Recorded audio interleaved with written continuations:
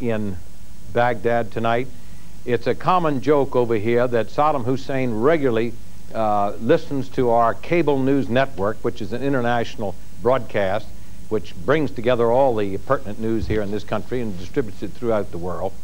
I still think it's important that diplomacy proceed, but we must not let the 28 nations who have sent their troops in now be in any way jeopardized, lest this man will think that he can bite off something and go home and claim a victory. Thank you, Senator, very much indeed. Thank you, David Howe. Thank you, Donald English.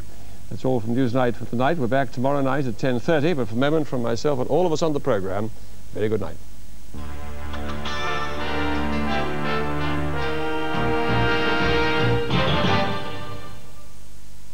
Tomorrow morning on Radio 4 at 9:30, there's the start of a new series, The Power of Patronage.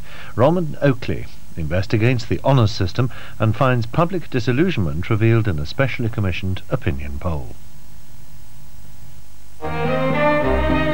C2 sees the start of a brand new series which could transform your outside room. The reason for designing a garden is straightforward. You wish to create something that fulfills your needs. It should also be able to be modified as situations and circumstances change and look good throughout the year. You always think there's something you should do better, but it is gratifying when you feel that you have succeeded with a new idea. And if you've got something new to look forward to every season, that's really what makes gardening fascinating. A guide to decorating your extra room in Gardens by Design, Friday at 8:30 on 2. Over on BBC One in several minutes, Dana Andrews stars in the classic thriller Night of the Demon. An American psychologist is sceptical of the power of the occult until his own life is threatened. Viewers in Scotland can see that at 1 o'clock. Our classic thriller on 2 is Hitchcock's 39 Steps in just over 3 minutes. First, let's catch up with the weather with Bernard Davey. Hello, you may find the mystery of the 39 steps easier to unravel than the mystery or the mysteries of the weather. For the last few months we've been telling people that 1990 was going to turn out to be the warmest year since 1659. Well, so fickle is the weather, it didn't actually make it. It did turn out to be the second warmest year since 1659.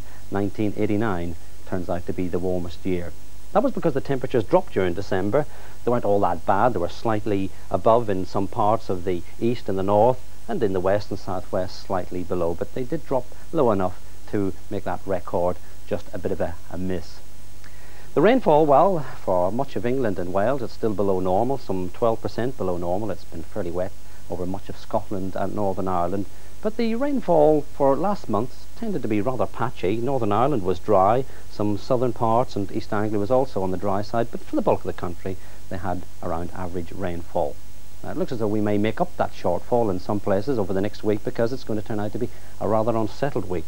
Here we have that area of low pressure to the south of Iceland, lots of isobars in the chart and lots of fronts coming through as well. Turning out to be rather windy, perhaps even stormy in some parts of Northern Ireland and Scotland during Thursday and Friday, and then we've got further areas of low pressure rushing across the British Isles, keeping that unsettled weather going right up to and including the weekend.